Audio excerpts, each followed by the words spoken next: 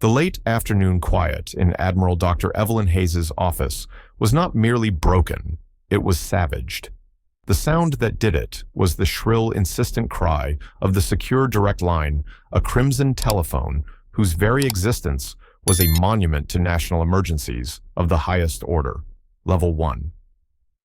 The color itself seemed to bleed into the air a warning. As Surgeon General of the United States, Evelyn was no stranger to crisis.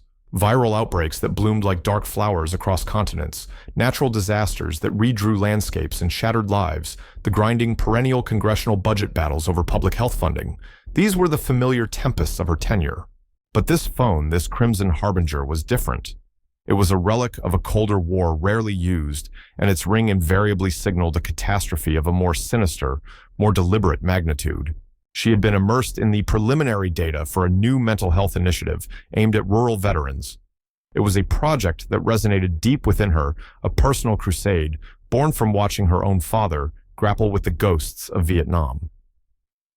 The meticulously collated spreadsheets, usually a source of orderly comfort, blurred slightly under the relentless, unforgiving fluorescent lights of her Washington, D.C. command center. The numbers swam, suddenly meaningless. A knot of pure, icy dread tightened in her chest, a visceral clench that stole her breath for a fraction of a second. She forced it down. "Hayes," she answered.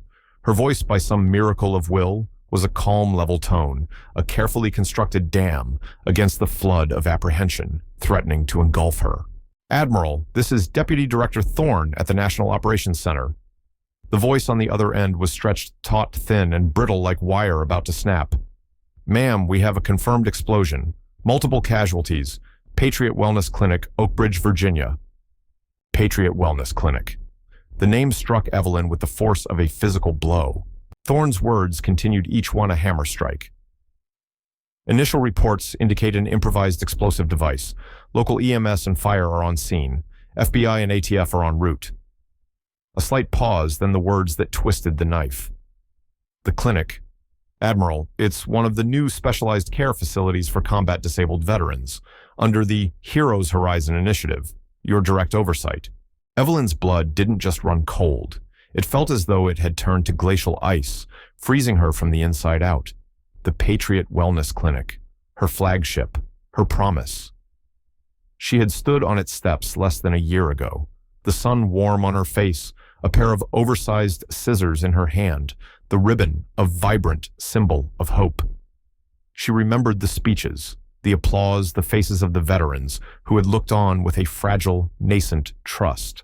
It was meant to be a state-of-the-art sanctuary, a haven for those warriors who had returned from the crucible of conflict with bodies and minds ravaged by polytrauma, by the insidious fog of traumatic brain injuries, by the relentless haunting of severe PTSD.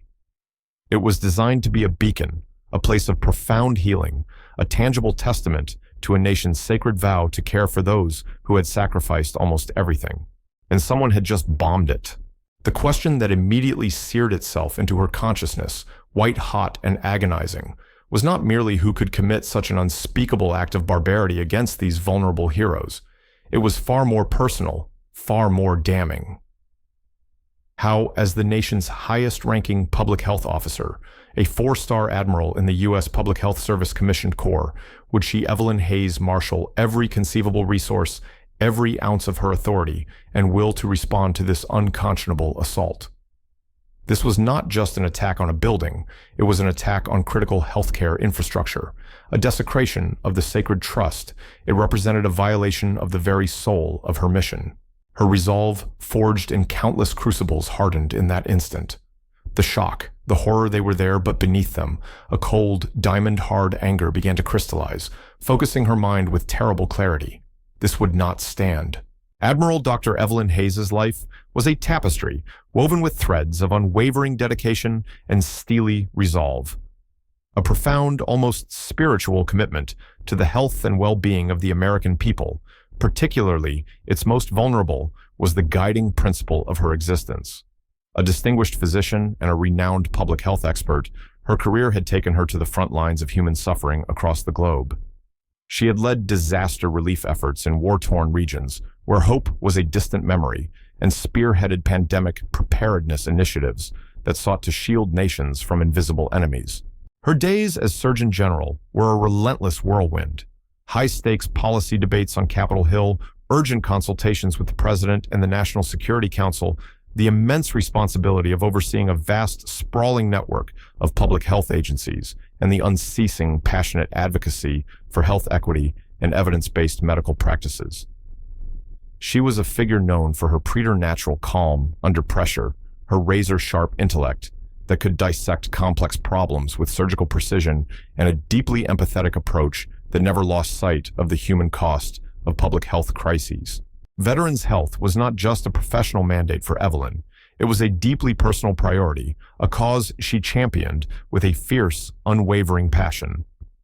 This fire was fueled by her solemn obligations, yes, but also by the indelible memories of her own father, a decorated Vietnam veteran whose scars, both visible and invisible, had cast long shadows over her childhood and shaped her understanding of sacrifice and resilience.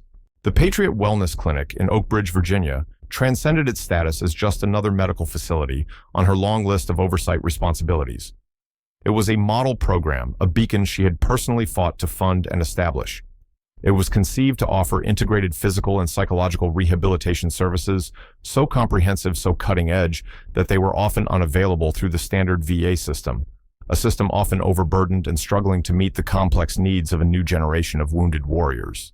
This clinic served veterans whose injuries, the brutal, tangible evidence of conflict, were a constant daily testament to the harrowing cost of war. Situated on a quiet wooded campus, a deliberate buffer against the bustling suburban sprawl of Oak Ridge, the clinic was staffed by some of the nation's leading specialists in trauma care prosthetics and neuropsychology. Its director, Dr. Marcus Ramirez, was more than just a brilliant and compassionate physician.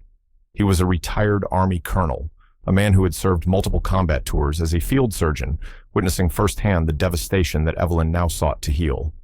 He and his dedicated team were in the eyes of many miracle workers, painstakingly helping shattered men and women rebuild their lives piece by broken piece. The tranquility of the clinic's campus stood in stark contrast to its immediate neighbor, the meticulously planned, aggressively self-important community of Liberty Heights. This sprawling HOA development, a monument to oversized faux colonial homes and rigidly enforced aesthetic covenants, prided itself on its exclusivity and order. And for the preceding 6 months, Liberty Heights, or more accurately its most vocal and increasingly unhinged resident, Ms. Diane Sterling, had been waging a relentless, escalating war against the Patriot Wellness Clinic. Sterling, a woman in her late 50s, was a caricature of self-righteous indignation. Her helmet of lacquered blonde hair seemed impervious to reason, her expression perpetually pinched in disapproval, her belief in her own inherent rightness unshakable. She had appointed herself the guardian of Liberty Heights, character and property values, a self-anointed sentinel against perceived threats. She had convinced herself and was desperately attempting to convince anyone else who would lend an ear that the Patriot Wellness Clinic was not the sanctuary it claimed to be. Her accusations, initially confined to vitriolic letters to the editor of the local newspaper and rambling tirades at town hall meetings, had metastasized, growing increasingly bizarre and inflammatory. She proclaimed the clinic a secret government drug distribution center. She alleged it was performing illegal experimental procedures on unsuspecting veterans. She painted it as a magnet for dangerous transients and mentally unstable individuals who posed an imminent threat to the cherubic children of Liberty Heights. Sterling had organized noisy, disruptive protests at the clinic's entrance, her followers brandishing signs adorned with crude, deeply offensive slogans that dripped with contempt. She had filed dozens of baseless complaints with every regulatory agency imaginable, from the local zoning board to the Drug Enforcement Administration. Each complaint had been dutifully investigated and summarily dismissed, yet her fervor only intensified.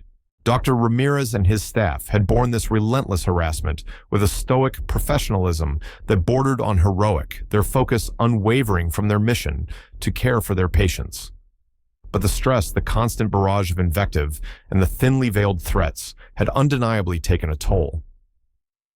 The local police had been summoned multiple times to manage Sterling's protests, but as she had, until this fateful Thursday, technically stayed within the ever-broadening, increasingly permissive interpretation of free speech, no substantive legal action had been taken against her. she was dismissed by many as a crank, a harmless eccentric. A fatal misjudgment. The inciting incident, the horrific act that would irrevocably transform Diane Sterling from a venomous local nuisance into a domestic terrorist, ripped through the Thursday afternoon calm just after 2:00 p.m. The Patriot Wellness Clinic was a hive of activity. Veterans were engaged in arduous physical therapy sessions, their grunts of effort echoing in the specialized gyms. Others sat in group counseling meetings sharing stories and burdens in hushed tones. Individual consultations were underway, doctors and patients working together on treatment plans. Dr. Ramirez was in his office, the comforting familiarity of patient charts spread across his desk. According to the chilling mosaic of subsequent eyewitness accounts and the grainy, fragmented images recovered from damaged security footage, Diane Sterling, disguised in a cheap, ill-fitting wig, oversized sunglasses that obscured half her face, and a nondescript janitorial uniform she had likely stolen or meticulously fabricated, had managed to slip into the clinic. She used a rarely frequented service entrance, wheeling a standard janitor's utility cart with an air of feigned normalcy. Concealed beneath a haphazard pile of cleaning supplies in that innocuous cart was an improvised explosive device. It was later determined by ATF specialists to be a distressingly sophisticated multi-component device. It utilized a precise timer and a highly volatile chemical accelerant, a creation far more complex and lethal than a typical crudely assembled pipe bomb. She had planted the device in a men's restroom, a seemingly mundane location, strategically chosen off a busy corridor. This corridor was a vital artery connecting the clinic's main reception area to the sprawling physical therapy wing. Her timing, it appeared, was meticulously calculated, designed to cause maximum chaos, widespread injury, and terror, though perhaps not necessarily mass fatalities, as the restroom itself was by a cruel twist of fate momentarily empty. The detonation, when it came, was not merely a sound. It was a physical concussion, a deafening, earth-shattering roar that ripped through the very fabric of the clinic. Windows 100 feet away imploded. A significant section of the corridor ceiling groaned and then collapsed in a deadly rain of metal and plaster. A wave of fire, thick, acrid smoke, and razor-sharp shrapnel tore through the adjacent areas with indiscriminate fury. The blast ignited immediate widespread panic.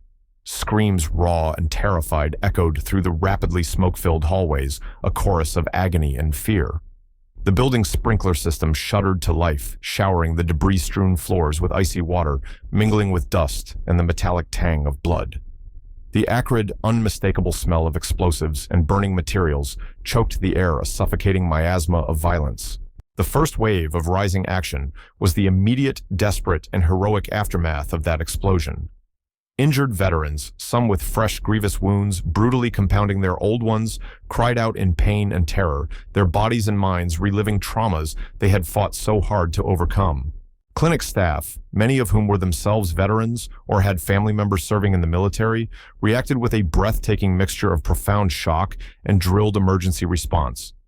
They became instant first responders, triaging the wounded amidst the chaos, attempting to evacuate the crumbling building, battling through chokingly thick smoke and treacherous debris. Their training, designed for mass casualty incidents, kicked in a testament to their resilience. Local first responders, firefighters with grimly set faces, paramedics laden with gear, police officers with weapons drawn, arrived within minutes, their sirens a wailing urgent counterpoint to the ongoing bedlam within the clinic's shattered walls. The scene that greeted them was one of utter, almost unimaginable devastation. The corridor outside the targeted restroom was a mangled smoking wreck, a scene of twisted metal and pulverized concrete.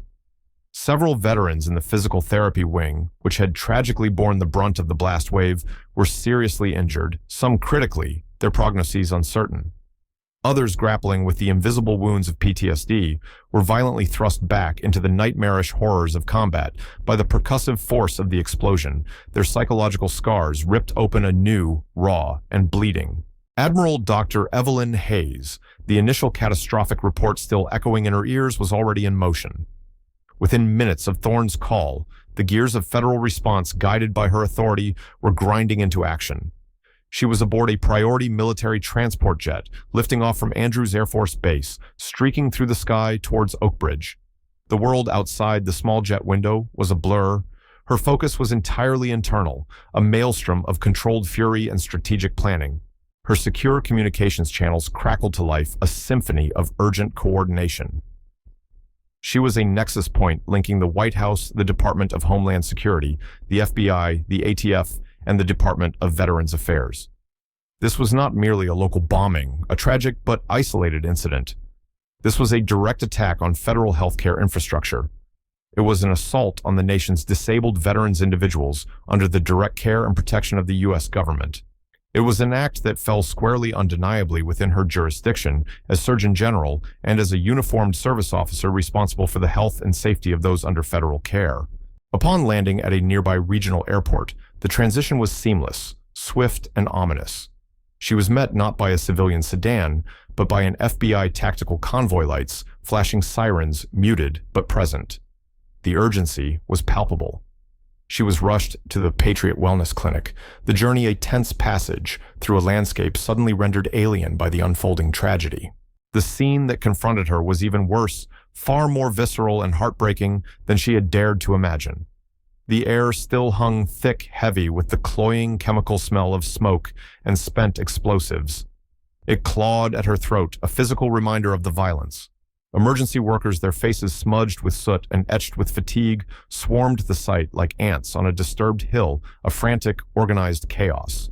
The wounded were still being evacuated, their faces, masks of pain, disbelief, and a dawning, terrible understanding. She saw a young man, no older than her own son, missing a leg, his remaining hand gripping a medic's arm with white-knuckled intensity. She saw an older woman, a nurse by her uniform, weeping silently as she helped carry a stretcher. And then she saw Dr. Marcus Ramirez. His own face was smudged with soot, a makeshift bandage wrapped around his forearm, stained crimson. Yet he was a pillar of strength amidst the ruins of his clinic. His composure a beacon, heroically coordinating patient care. His voice, though strained, carrying authority and reassurance. Evelyn moved towards him, her usual professional reserve momentarily fracturing. She embraced him, a brief, fierce hug, a wordless gesture of solidarity, shared grief, and a dawning, shared fury. "Marcus," she began, her voice thick with unshed tears, "are your people?" Ramirez pulled back slightly. His eyes bloodshot and weary met hers. "Evelyn, it's a war zone. They hit us hard. We have casualties, some severe. But my team, they're heroes. Every single one." His voice broke for a moment. "They targeted our most vulnerable, Evelyn, in their sanctuary." Evelyn's gaze hardened, the empathetic physician momentarily receding, the four-star admiral, the federal officer taking precedence. She turned to the FBI special agent in charge, a man named Thompson, who was now briefing a group of agents near the scorched entrance. His face was grim all business. SAC Thompson. Evelyn said, her voice low but resonant with an icy fury that made several nearby agents pause. "I want the monster who did this found, and I want them brought to justice. Every resource of the federal government is at your disposal. This clinic, these veterans are under my protection. This attack will not go unanswered." The brutal, calculated targeting of disabled veterans in their designated place of healing, their sanctuary, was an act of such profound, unimaginable evil that it demanded an immediate, overwhelming, and unequivocal response. The hunt was on. The second stage of the rising action commenced with breathtaking speed, the swift, intensive, multi-agency investigation to identify and apprehend the perpetrator. The FBI and ATF, their agents experts in the grim calculus of bomb sites, worked in seamless, practiced coordination. They quickly definitively determined that the explosion was caused by a sophisticated, deliberately planted IED, not an accident, not a gas leak, but a malicious act of will. Security camera footage from the clinic, though, significantly damaged by the blast and subsequent fire suppression, yielded a crucial, albeit grainy, image. A figure clad in a janitorial uniform pushing a utility cart towards the men's restroom mere moments before the detonation. The disguise was initially effective in its anonymity, but cross-referencing the precise timing with exterior camera footage gleaned from nearby businesses and traffic cameras began to meticulously build a timeline, a digital breadcrumb trail leading away from the scene. Simultaneously, investigators began the painstaking process of sifting through known threats against the clinic. It was a depressingly familiar litany for facilities of this nature, but one name surfaced almost immediately, flagged with urgency: Diane Sterling. Her well-documented history of obsessive harassment, her increasingly violent and unhinged rhetoric at protests, some of which thankfully had been recorded by concerned citizens or vigilant clinic staff, her public inflammatory calls for the clinic to be shut down by any means necessary. It all painted a damning, if preliminary, picture. She was no longer just a local eccentric. She was a prime suspect. As federal agents began to close in their inquiries, radiating outwards, they started interviewing Sterling's neighbors in the pristine, manicured enclave of Liberty Heights. Many of these residents, previously perhaps dismissive or mildly annoyed by Sterling's antics, were now terrified and suddenly overwhelmingly eager to cooperate. A clearer, more disturbing portrait of her escalating radicalization began to emerge from their hushed, anxious accounts. They learned she had recently been observed purchasing unusually large quantities of common, yet in combination suspicious chemicals, heavy-duty drain cleaner concentrated hydrogen peroxide acetone, from multiple hardware stores across the county. She had dismissed inquiries, claiming they were for a major home renovation project, a project for which there was no other visible evidence. Furthermore, she had reportedly been spending countless hours cloistered in her home, glued to her computer, her online activities a descent into the darkest corners of the internet. She frequented obscure online forums, echo chambers, known for promoting virulent anti-government conspiracy theories and extremist ideologies. Some of these forums specifically chillingly targeted VA facilities as symbols of a corrupt federal system, accusing them of nefarious plots and abuses. A search warrant for Diane Sterling's faux colonial residence was quickly obtained and executed. What FBI and ATF agents discovered within its meticulously kept yet strangely sterile walls was chilling. Her basement, masked by a veneer of suburban normalcy, had been converted into a makeshift workshop. Trace evidence of explosive precursor chemicals identical to those used in the clinic bomb littered a workbench. Spools of wiring, various electronic timers, and most damningly printed instructions for constructing several types of IEDs, instructions downloaded from the dark web, were found neatly filed. They also found her journal. It was not a diary of daily life, but a rambling, paranoid screed, a window into a mind consumed by delusion. In its pages, Sterling meticulously documented her grievances against the Patriot Wellness Clinic, her unshakable belief that it was engaged in nefarious activities hidden behind a veil of false patriotism. She cast herself as a patriot warrior, a lone sentinel chosen to expose the truth and cleanse the community of this festering corruption. The journal entries, increasingly agitated and grandiose, culminated in a chillingly detailed, if utterly delusional plan. She wrote of her intention to send a message they cannot ignore, to disrupt the clinic's illegal operations with a demonstration of righteous power. Diane Sterling herself, however, was gone. Her car was missing from the driveway. She had vanished, transforming in an instant from a suspected local agitator into a fugitive domestic terrorist. The clinic bombing, it was now terrifyingly, undeniably clear, was not the impulsive, poorly executed act of a neighborhood crank finally snapping. It was a premeditated act of terrorism, meticulously planned and ruthlessly executed by a woman consumed by a dangerous, toxic cocktail of paranoia, malignant narcissism, and a deeply ingrained extremist ideology. The shock of this realization, that a seemingly ordinary suburbanite, a woman who attended HOA meetings and presumably sorted her recycling, could harbor such profound malice and develop such lethal technical capability, sent a fresh wave of alarm rippling through the investigative team and through Admiral Hayes herself. The enemy was not always a shadowy foreign operative. Sometimes it lived next door. The midpoint twist. The revelation that propelled the investigation into even more urgent, complex, and profoundly disturbing territory came not from a single dramatic piece of evidence, but from the ominous confluence of several deeply unsettling discoveries, painting a picture far more sinister than anyone had initially conceived. First, the ATF's meticulous forensic analysis of the bomb remnants recovered from the clinic's wreckage, cross-referenced with the materials and tools found in Sterling's basement workshop, indicated that the IED she had constructed was significantly more sophisticated than even their initial grim assessment had suggested. It incorporated a complex multi-stage initiation sequence. More alarmingly, it utilized a specialized chemical booster designed to amplify its destructive power, a refinement that spoke of a level of technical expertise far beyond what Sterling, a retired accountant with no apparent engineering or demolitions experience, could reasonably be expected to possess. This wasn't amateur hour. This was disturbingly professional. This raised the chilling, almost unthinkable possibility that she had not acted entirely alone. Had she an accomplice, a skilled mentor, whispering instructions from the shadows, or had she received detailed, personalized, step-by-step instruction from an online extremist network, a virtual bomb-making tutor? The implications were terrifying. Simultaneously, FBI cyber analysts working tirelessly to decrypt files recovered from Sterling's surprisingly well-encrypted computer uncovered a series of communications. These weren't just angry rants on public forums.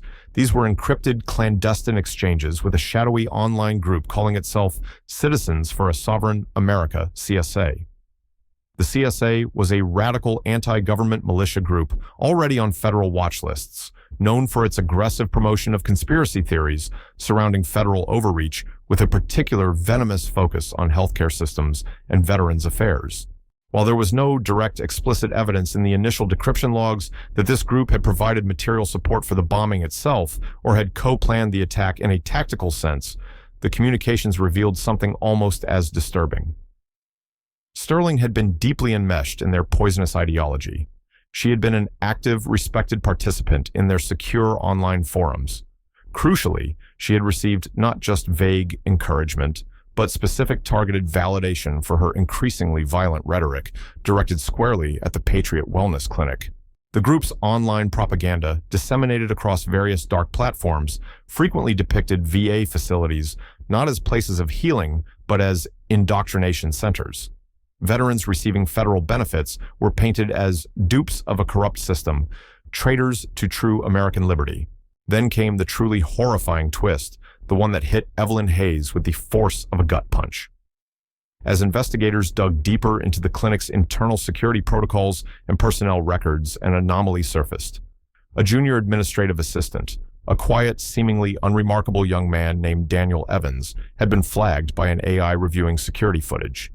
He was seen near the rarely used service entrance Sterling had utilized, looking uncharacteristically nervous and furtive just minutes before Sterling's disguised entry.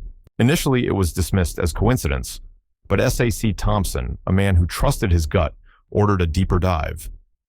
Cross-referencing Evans's known online presence with burner accounts interacting on CSA forums yielded a hit. An account now definitively linked to Evans had been asking very specific questions about the Patriot Wellness Clinic's layout security camera, blind spots, and shift changes for janitorial staff. He hadn't built the bomb, he hadn't planted it, but the sickening realization dawned Daniel Evans had been a leak. He had been the insider wittingly or unwittingly who had provided Sterling with crucial logistical intelligence. He had been radicalized online by CSA, fed a narrative that he was exposing a corrupt institution from within. The attack on the Patriot Wellness Clinic, therefore, might not be the isolated act of a lone, deranged individual aided by faceless online entities. It was potentially the terrifying manifestation of a broader ideologically driven domestic extremist threat, a threat that had successfully infiltrated the very institution it sought to destroy. A threat that might have other cells, other targets, other individuals like Sterling being groomed for violence, perhaps even other insiders like Evans burrowed into critical infrastructure. The bombing could be the harbinger of a new, more insidious and far more dangerous wave of anti-government terrorism, one that specifically targeted the nation's critical healthcare infrastructure, exploiting vulnerabilities from both without and within. Admiral Hayes, briefed on these horrifying developments in the sterile confines of the FBI field office, felt a profound visceral dread settle upon her. The enemy was not just one unhinged woman. It was a virulent, cancerous ideology that had metastasized in the dark, anonymous corners of the internet and was now spilling out into catastrophic real-world violence aided by those who had sworn to protect and serve. The betrayal cut deeper than the external threat alone. The need for a systemic nationwide response to protect veterans' facilities and indeed all essential healthcare services had just become terrifyingly, undeniably, and personally urgent. The scope of the fight had just expanded exponentially. The third stage of the rising action became a desperate high-stakes manhunt for Diane Sterling, now compounded by the urgent need to understand the full extent of the CSA network and identify any further insider threats.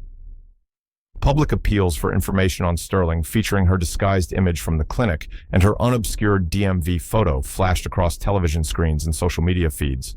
A significant federal reward was offered.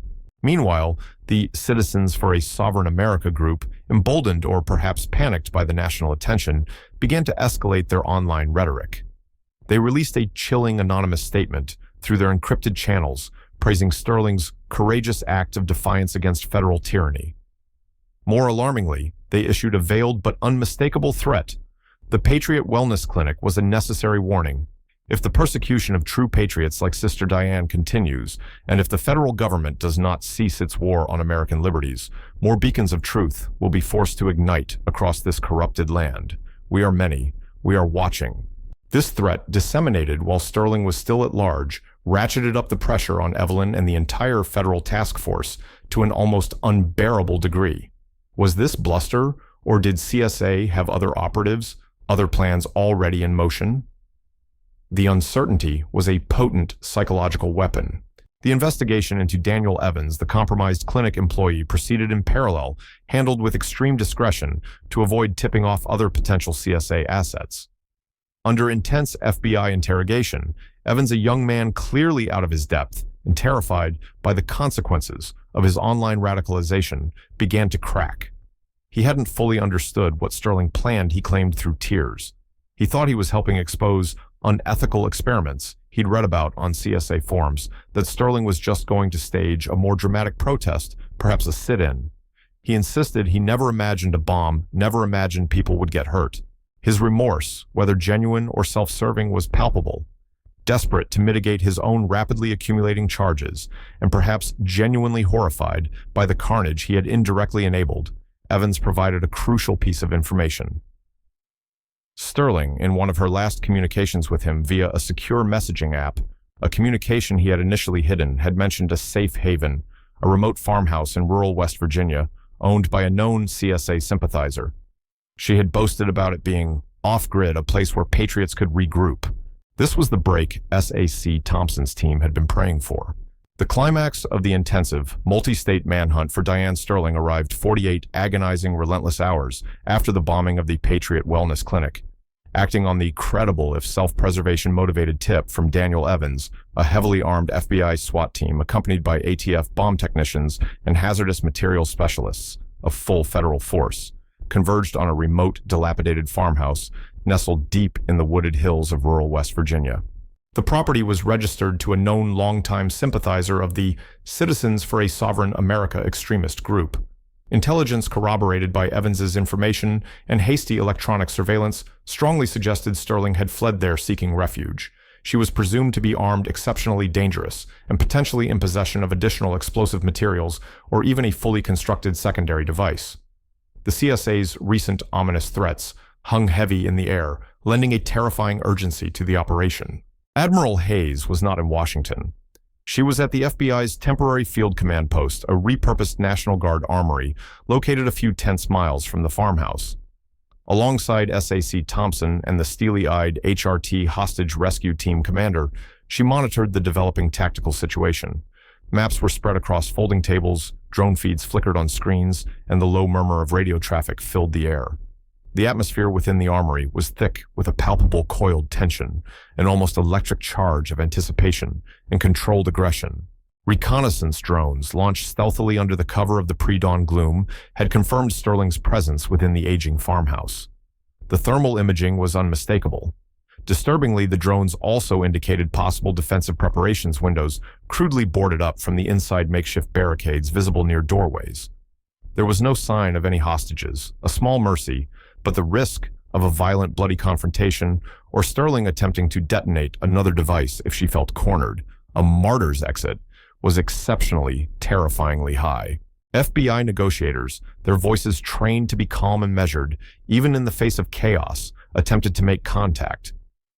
Using a powerful loudspeaker system that cut through the quiet country air, They repeatedly urged Sterling to surrender peacefully, promising her safety, appealing to any shred of reason that might remain. "Diane Sterling, this is the FBI. We have the house surrounded. Come out with your hands up. No one else needs to get hurt." Their calls were met initially with an unnerving, absolute silence. Then a single defiant gunshot cracked the stillness. A muzzle flash from an upstairs window. The bullet pinged harmlessly, almost contemptuously, off the thick armor of an HRT Bearcat vehicle positioned strategically down the lane. That single shot was Sterling's unequivocal answer. There would be no negotiation, no peaceful surrender. From within the farmhouse, amplified perhaps by a cheap megaphone, came Sterling's raspy, hate-filled voice. "You federal tyrants, you won't take me alive. I am a soldier of truth, and this is just the beginning. My brothers and sisters in the CSA are everywhere. You think this is over. This is a cleansing fire, and it will burn your corrupt system to the ground." C. Thompson looked at Evelyn, his expression grim. "She's not coming out, and she's threatening more. She's completely unhinged." Admiral Hayes' jaw tightened. The reference to the CSA, the threat of more attacks, it wasn't just rhetoric anymore. It was a declaration of ongoing war. "She's made her choice, Thompson." Evelyn said, her voice a low, cold whisper of fury. "And she's clearly not alone in her convictions. We can't risk her having more devices in there, or worse, a dead man's switch. We need to end this now before she can cause any more harm or inspire anyone else." The HRT commander, a man whose face seemed carved from granite, nodded curtly, his eyes never leaving the live feed from the drone circling overhead. "Dynamic entry, Admiral," he stated, his voice devoid of emotion. "We go in hard, fast, and overwhelming. Neutralize the threat." The assault on the dilapidated farmhouse was a maelstrom of controlled, devastating force, under the disorienting cover of multiple diversionary flashbang grenades, which momentarily lit up the pre-dawn darkness with blinding flashes and deafening reports designed to shock and awe. Heavily armored HRT operators breached the main door and multiple windows simultaneously. The synchronized shattering of wood and glass was followed by the thunderous shouts of the entry team. "FBI, show us your hands. Get down now." The commands echoed through the dilapidated, cluttered structure, a wave of federal authority crashing into Sterling's self-made fortress. Sterling was discovered in a cramped back bedroom, the squalor of her hideout, a stark contrast to her meticulously kept suburban home. A small, disturbing arsenal of illegally modified firearms lay scattered on a stained mattress. On a rickety card table beside her lay a half-assembled pipe bomb wires, splayed tools hastily dropped, evidence she had been working on another device. As the first operators stormed the room, Sterling, her face contorted in a mask of feral rage and terror, lunged not for a firearm, but towards that table. Her eyes were fixed on the crude device, her hand outstretched, fumbling for a wire, a trigger, anything to complete her final act of defiance. "She's going for the device," an operator screamed. Before she could make contact, before she could unleash whatever horrors she had concocted, a burst of focused energy from a taser sent her spasming to the floor. Simultaneously, another operator tackled her, a bone-jarring impact that drove the air from her lungs. The fight, the last vestiges of her deluded crusade, went out of her in a torrent of enraged, incoherent screams and vile curses. Against the federal government, against the veterans she had so cruelly targeted, against the traitors and globalists, who had in her deeply paranoid worldview destroyed her country and her life. She was swiftly, efficiently subdued, flex-cuffed, and dragged, still shrieking, from the room. The immediate lethal threat she posed was over. Diane Sterling, the suburban terrorist, was in custody. In the falling action that immediately followed Diane Sterling's dramatic violent capture, the immense multifaceted task of managing the bombing's aftermath and ensuring such an atrocity could never ever happen again shifted into high gear. Sterling, now incarcerated in a federal holding facility, remained belligerently uncooperative and chillingly unrepentant. Her mind appeared irretrievably lost in a labyrinth of convoluted conspiracy theories and self-aggrandizing justifications. She was by all accounts a true believer, impervious to reason or remorse. However, the mountain of evidence recovered from her home, Her digital communications, the West Virginia farmhouse, and the damning testimony of Daniel Evans was overwhelming. Later that same day, Admiral Dr. Evelyn Hayes, standing at the podium in the White House briefing room, addressed a stunned, grieving, and profoundly outraged nation. Her voice, usually so measured and calm, now carried an undercurrent of cold, righteous anger, a reflection of the nation's collective fury.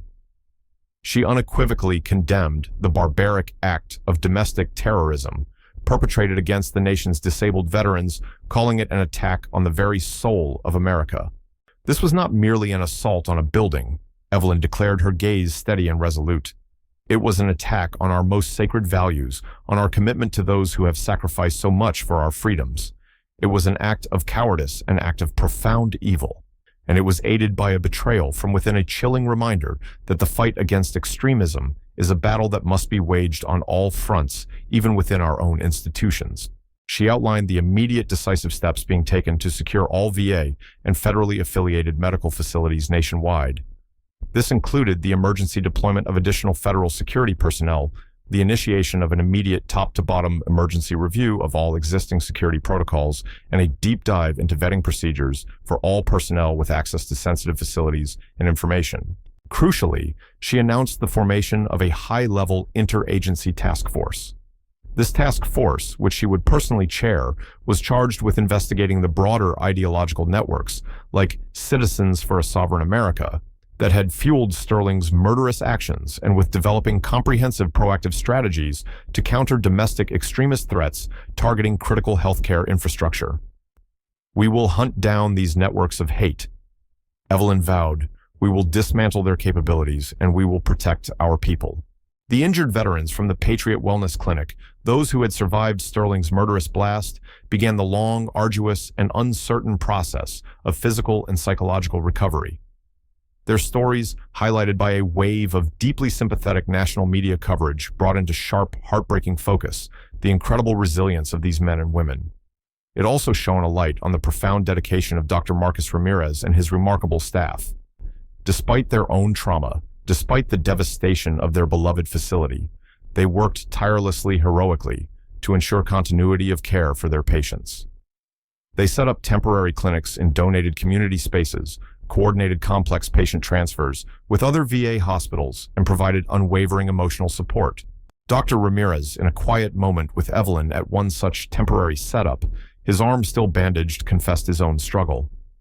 "Evelyn, the physical wounds will heal eventually, but the betrayal, Daniel, how could we not see it? He was one of us. How do we rebuild that trust?" Evelyn placed a hand on his shoulder. "Marcus, these extremist groups, they prey on vulnerability, on disillusionment, on loneliness. They offer false belonging. Our job now, more than ever, is to offer the real thing. We heal the wounds they inflict, and we strengthen the bonds they try to break.